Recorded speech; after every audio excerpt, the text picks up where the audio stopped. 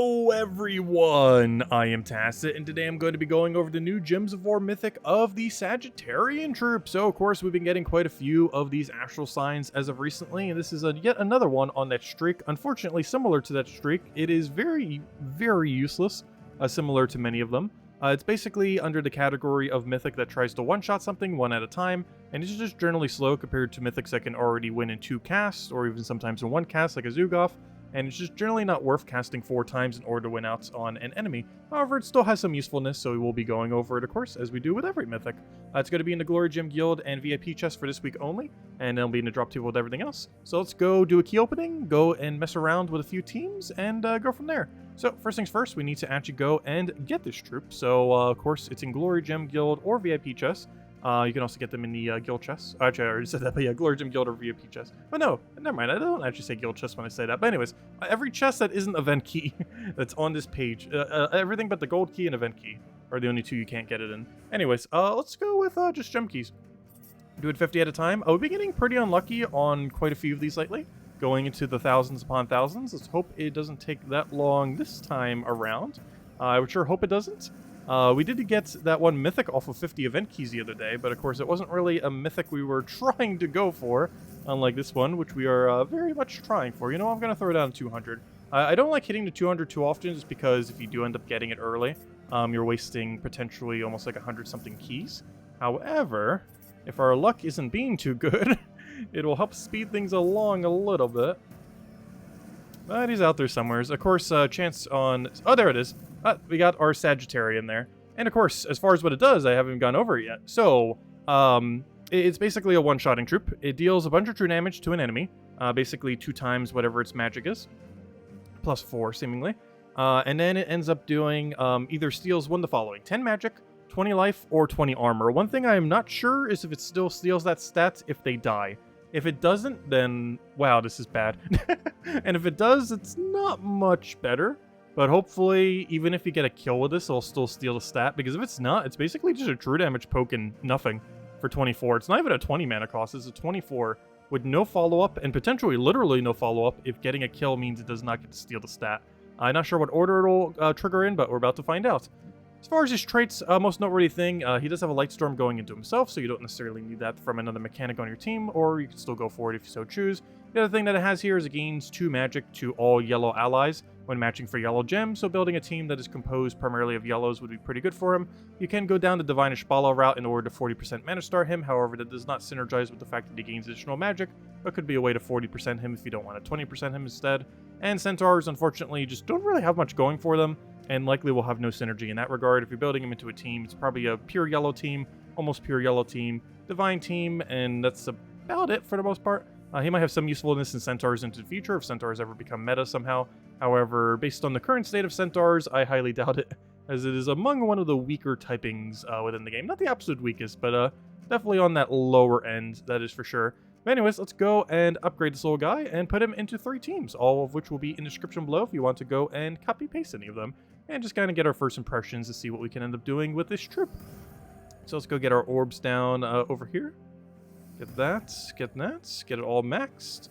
Get our, like, first trait over here. These little oranges on the other 2. Actually, I might just use it on the last one. You always want to use it on the last one to save your Celestials. You can do it on the second to last as well.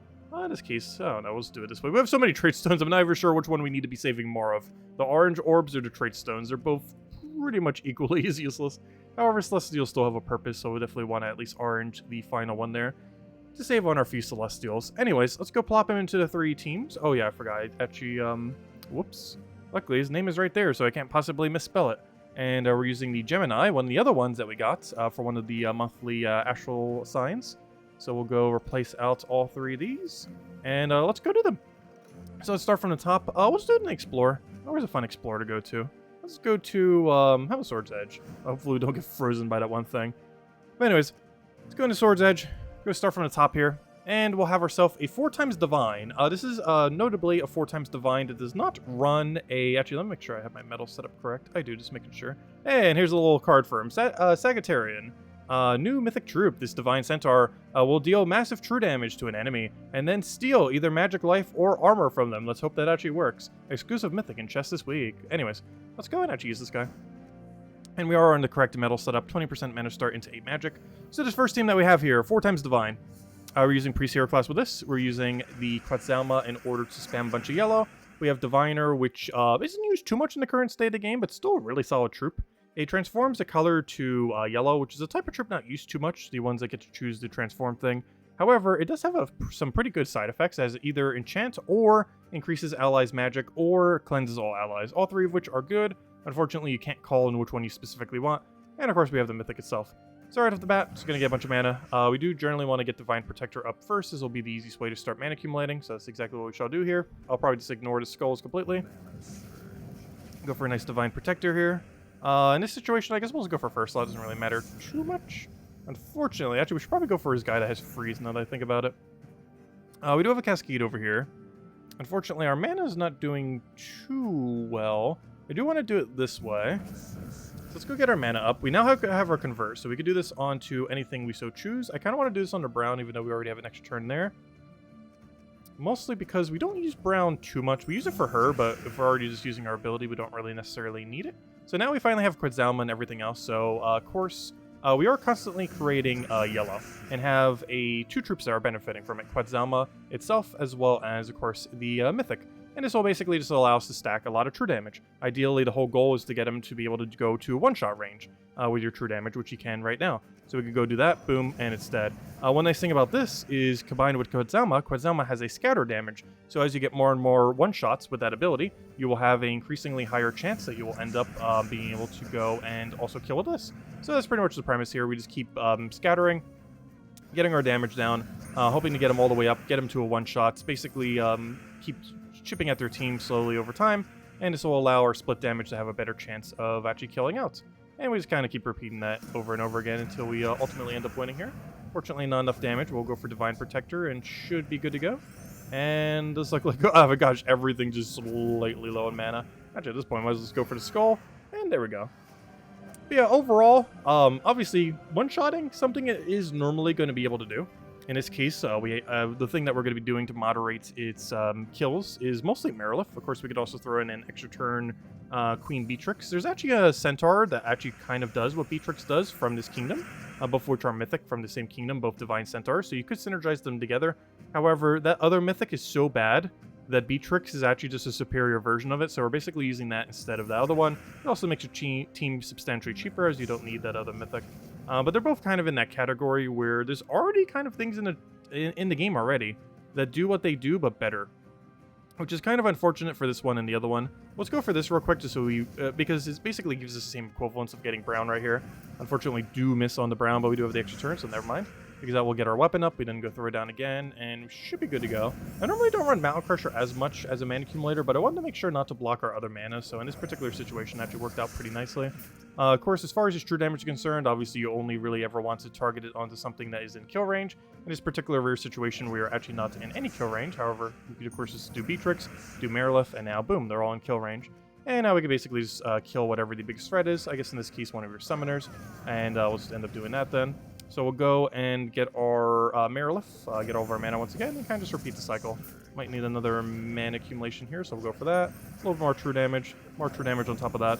And we have our one-shot again. So if there was something else that was a really big threat, we could technically go for it. In this case, we're not necessarily really going to need it, and we'll just go kill him out with the final low blow right there.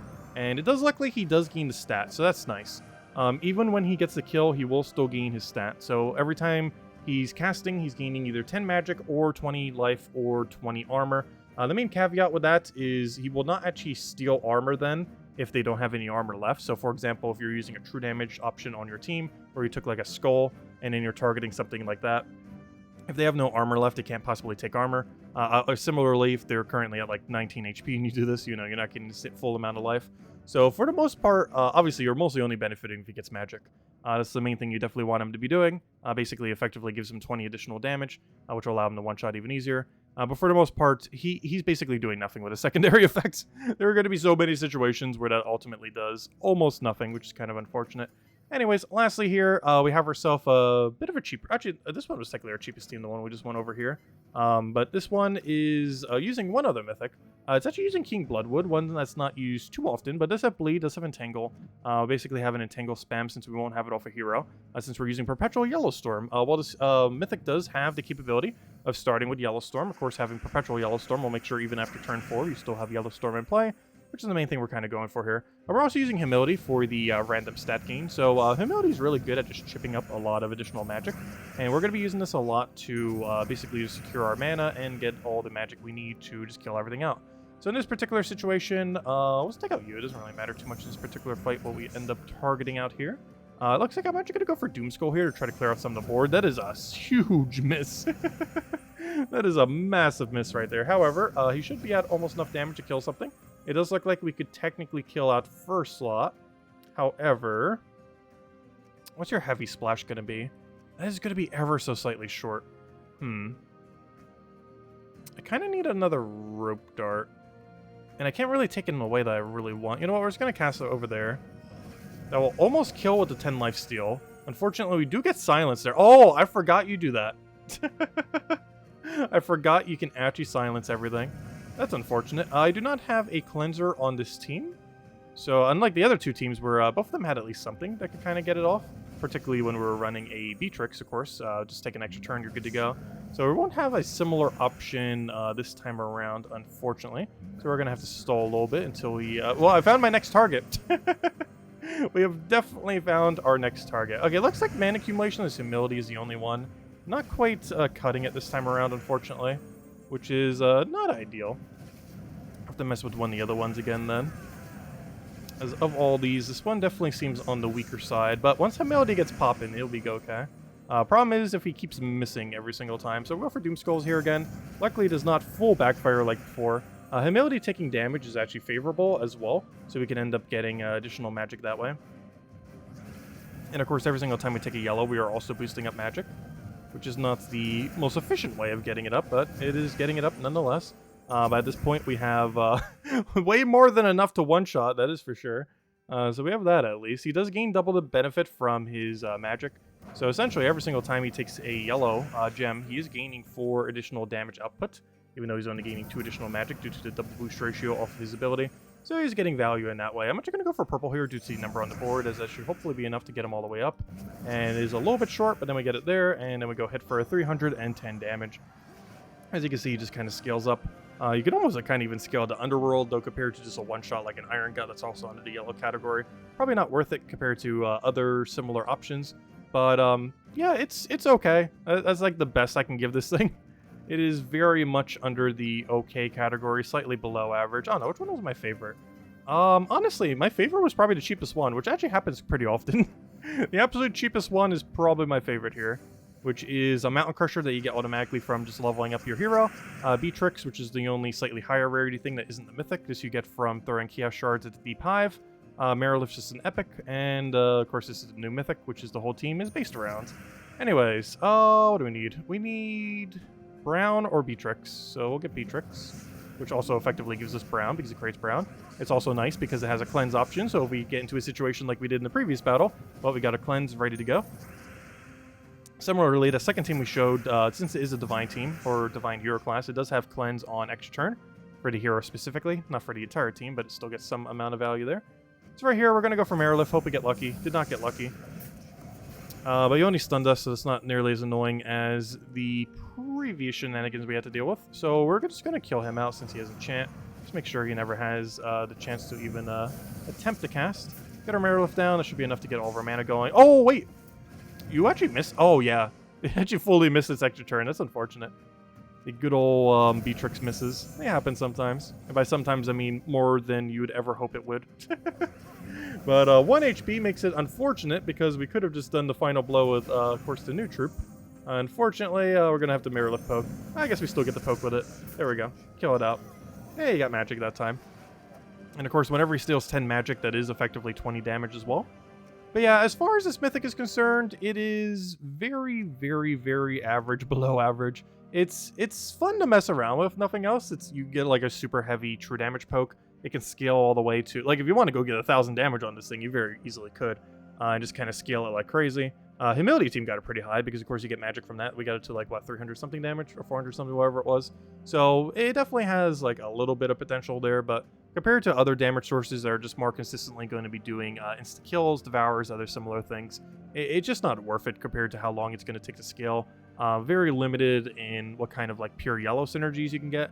Divine Ishbalo, which would be, in theory, one of the better synergy troops for it, doesn't benefit much because it's a really magic-based, like full yellow magic-based team kind of build, whereas Divine Ishbalo, of course, gains no benefit at all from having additional magic. It also doesn't help that it's only a 40% start instead of 50, meaning you're probably better off just with the 20% natural mana start from a Medal of Anu. But anyways, that's the Mythic. It'll be available for the next week. Of course, still no timer here. I still don't understand why to this day there's no timer, but it'll be available for the next week all the way until the end of Thursday, or basically next week's Friday reset time, and you'll be able to get it then. Anyways, guys, best of luck if you're going to be trying for the Mythic. It's my birthday today, so I'll be celebrating that a little bit today. I'll be a little bit busy earlier this morning. However, we'll be doing a bit of a variety stream, just kind of messing around with some stuff throughout the day. And of course, we'll have our standard Gems of War stream later tonight, where we might mess around with this troop a little bit more, see what it could do, and just mess with all the other things that we have. Don't forget, of course, Campaign 10 is Campaign 11 is coming to a close soon, so don't forget to finish up everything with that. It's the Halloween event, last few days for that, so if you're looking to get any specific rewards, make sure to do so. And I will catch you guys later. Goodbye, everyone. Thanks for watching.